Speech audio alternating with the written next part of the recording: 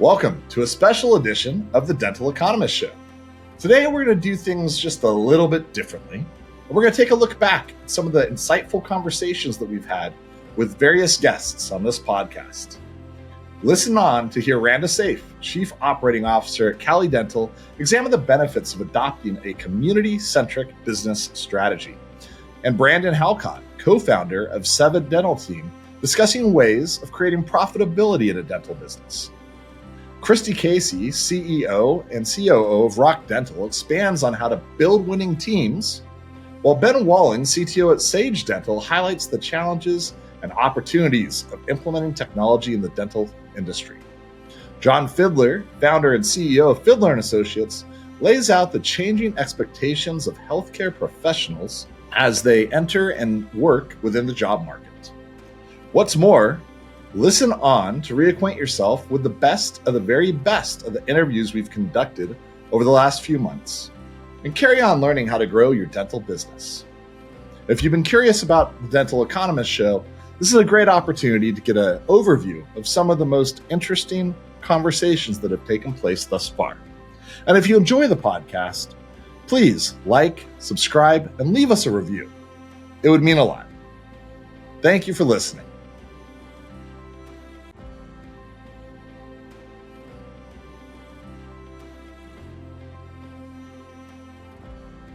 Welcome to the first ever episode of the Dental Economist Show. So I'm your host, Mike Huffaker, and joining me today is Randa Seif, the COO of CaliDental. CaliDental is a premier family and cosmetic dental practice with locations in Santa Maria, San Luis Obispo, Lompoc, and Bakersfield, California. Randa has built a career based on successfully developing policies and procedures that guide the daily operations of her organization in alignment with their goals and objectives. She has directed the financial activities of CaliDental through the monitoring of forecasting reports and strategic planning to maximize revenue and successful patient outcomes. When you joined us for our sales and marketing summit back in June, you spoke a little bit about kind of a unique operations platform that you developed to help provide centralized services related to scheduling or consolidated claims processing, clinical and service control, or advertising marketing. Do you feel like those are all functions that a DSO should own? How do you determine what is handled at the corporate level versus what you have individual practices responsible for? We decided that, everything that doesn't have to do with patient care is going to be out of the office. And it makes it easier because, for example, if you want to do marketing, you get someone expert in marketing and does marketing for all the offices. If you want someone that does billing, that all they do is billing. That's their expertise. So you have the opportunity to hire experts in their own task that they do that not necessarily a front desk is going to have or the office manager. And it relieves a lot from them because you don't want to be like over an hour with an insurance company trying to figure out, does this patient has a balance or doesn't have a balance? Trying to understand what's going on during an account. All the office cares about how much do I have to charge the patient and how do I do it? So we make it simple. As you view your staffing needs, what are some of the things that you do as a company or as an organization to be attractive to potential candidates? And once you have people join your company, what are some of the things that you do that you think are maybe relatively unique that help build a better culture to help with that retention? One thing that is very important to employees is the environment in the office and the tools they work with. If you give them tools that are crashing every day, I can guarantee you they're not going to stay long because they're going to have to deal with a lot of frustration. And when you're frustrated, you're going to you're going to be frustrated at the person in front of you. And the person in front of you doesn't care if your tool is good or bad. They expect you to be perfect. They expect you to be compassionate. They expect you to smile every day. So you have to make their work environment good for them to thrive. If not, it's not going to work. You have to make it very straightforward. You have to make it that they don't work overly hard to get what they need. Just give them the information in front of them as soon as possible. Dentistry is very tough. I think society doesn't give it enough credit. Unfortunately, I don't know why we're in the bottom chain of the medical. We're not as important. It's a tough industry. It's not easy to find people to deal with dentistry, knowing that you already, when you come in, you don't want to be there.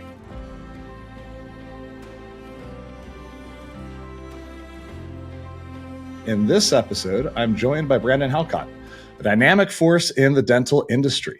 Brandon is the co-founder of Seva Dental, a company dedicated to supporting general practice dental offices and delivering exceptional care, focusing particularly on the Midwest and Southwest regions.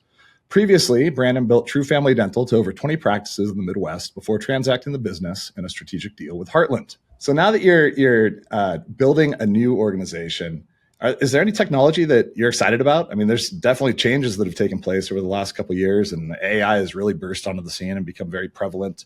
As you evaluate the landscape, what is it that has kind of caught your eye?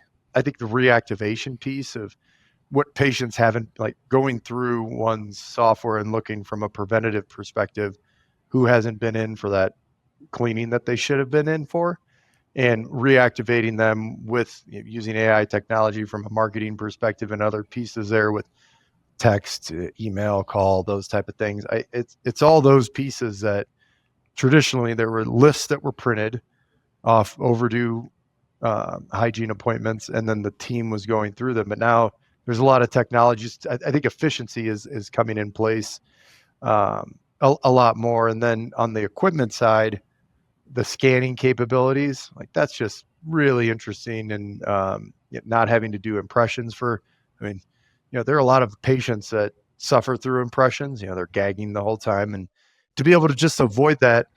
And what we've seen and what we've in talking to providers, like you've just got there's a really good fit in terms of the product that's being delivered from those scans.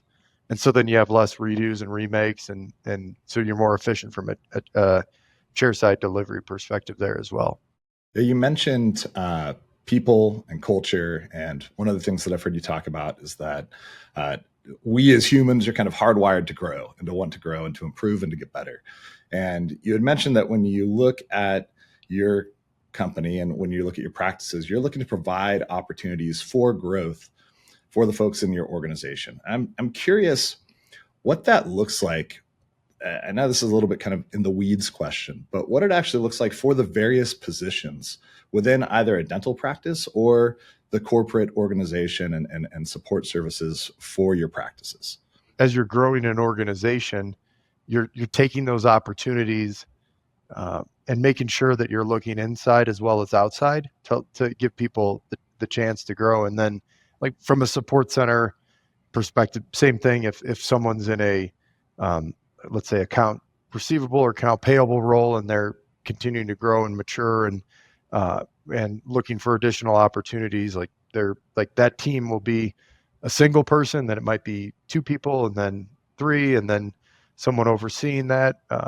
And that just happens, like all of the different service lines within the support center that provide services to the practice. Like it might start out as one person wearing two hats, and then as it becomes siloed and job specific, someone can move into that role. And then as a team is built there, they can have that opportunity as well. That's fantastic. Where do you go to learn? What podcast do you listen to? Do you have any favorite books? I heard you talk about, world-class performers want to continue to hone their skills, specifically what they're great at. How are you thinking about that these days? What are you focusing on? And so I was consuming business books on how to build a business.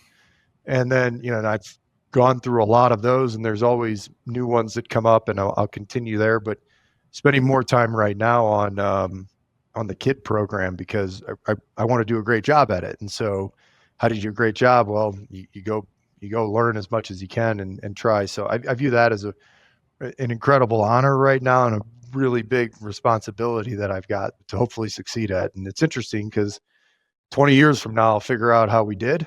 There's no KPI monthly or quarterly or annually right now. There's no year-over-year growth. There is from a physical stature, but yeah, I view that. So spending a lot of time there right now. And there's some guests on Tim's show that would quote a book or mention a quote or an author, and then you go there and then that author highlights a bunch of people in terms of the index or whatever it might be, and then you unpack it that way. So trying to spend more time there to be the best that I can there.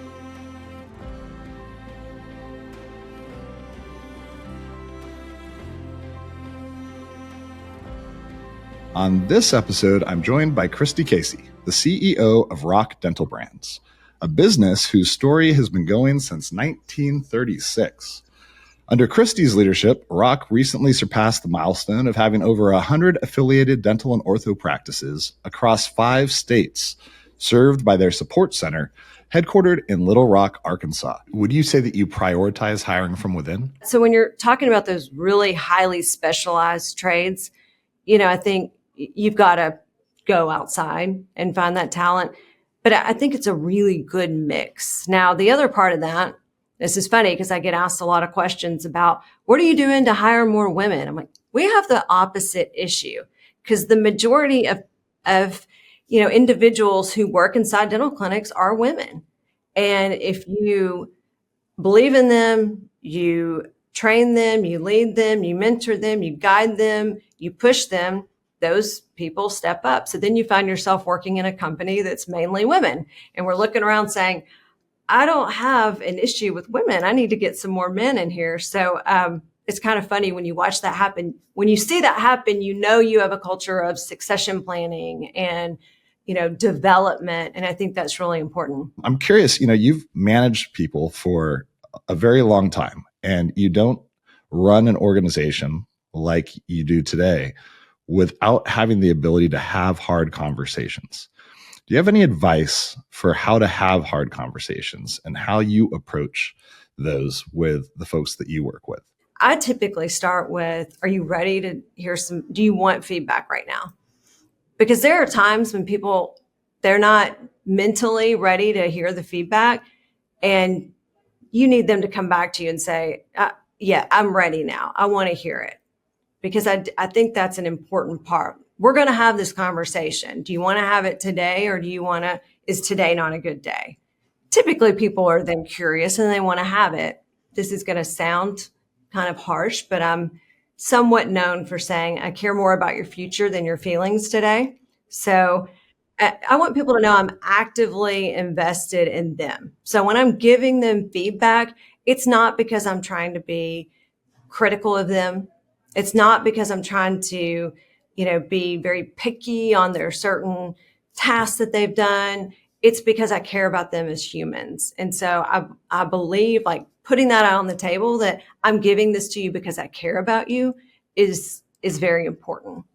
And then I believe in being super transparent. How do you think about mentorship? And when you think of your career and the mentors that you've had, did that happen organically? Did you actively seek mentorship out? And kind of how do you think about that? And I think if you're going to get mentorship, you have to be vulnerable. You have to be able to say, I am struggling with this. It might feel like a really minor thing, but I'm struggling with it. And if you're going to get that mentorship, you need to be very open about, here's where my struggles are. I don't know how to think about this. I need some concepts or ideas, where some resources, some tools that I can go seek. And yeah, if I went through the number of mentors that I've had over the years, it would take a really long time because they come in so many different forms. I had a number of, leaders that I had the chance to work for who were invaluable in my success. It's really fun to look back on those times and those people and be extremely grateful for anything that they gave me. And so I'm always willing to help anyone out.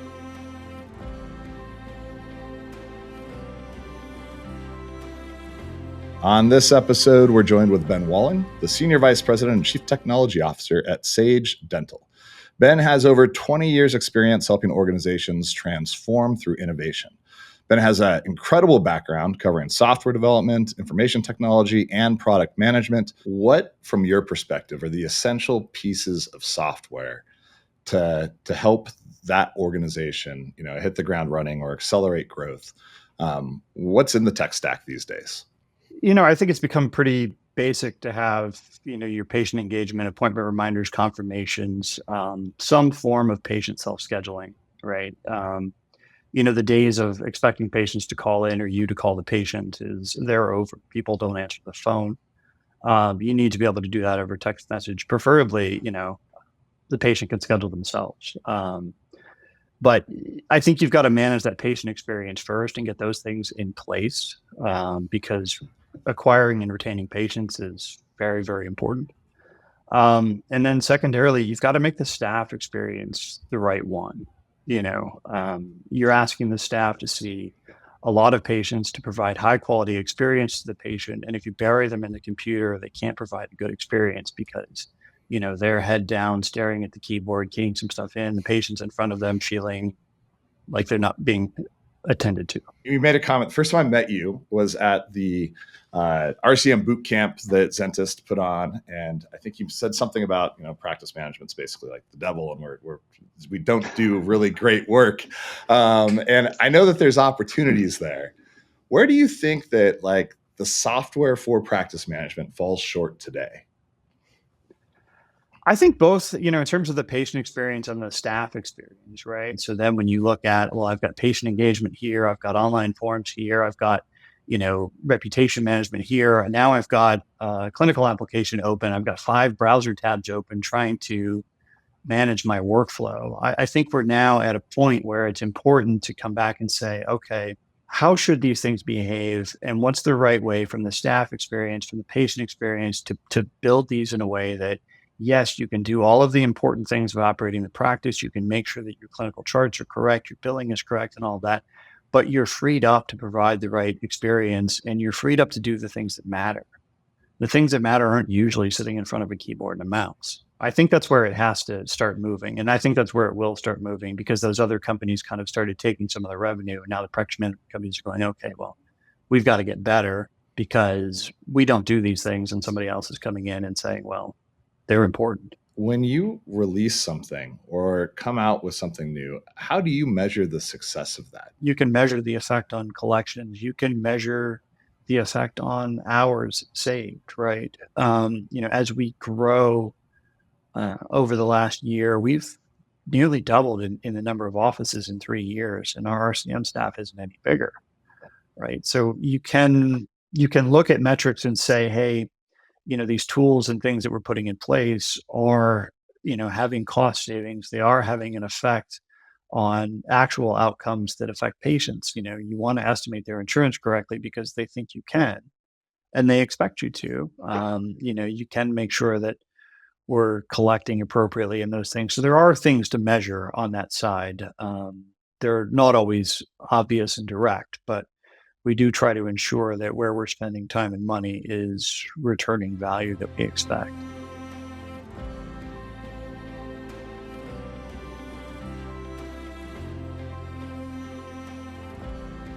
On this episode, I'm joined by John Fiddler, founder and CEO of Fiddler & Associates.